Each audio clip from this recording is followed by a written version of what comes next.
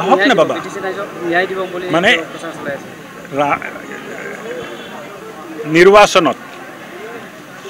প্ৰচাৰ কৰাৰ অধিকাৰ সকলোৰে আছে প্ৰচাৰ কৰিব প্ৰচাৰ কৰাত কি আপত্তি আছে এতিয়া কংগ্ৰেছৰ কি হ'ব যেতিয়া ৰিজাল্ট ওলাব গম পাব কংগ্ৰেছ আছে নো ক'ত বিটিচিটো যোৱা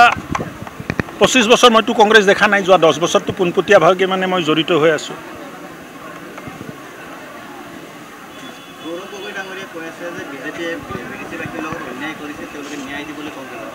দিয়ক ন্যায়টো দিলে না অসমবাসীক ন্যায় দিলে এতিয়া বিটিচিবাসী মানে বিটিচিবাসী অসমবাসীক কংগ্ৰেছটো চৰকাৰত আছিলতো কি ন্যায় দিলে এইটোতো সব জানা আছে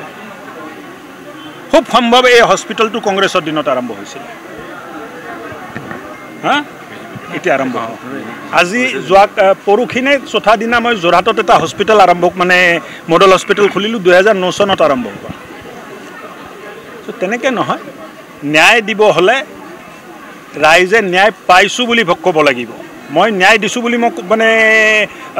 চিঞৰি কৈ থাকিলে লাভ নাই ৰাইজে ক'ব লাগিব যে এই চৰকাৰৰ দিনত আমি ন্যায় পাইছোঁ ৰাইজে যদি তেনেকৈ কৈছে তেতিয়া মই সুখী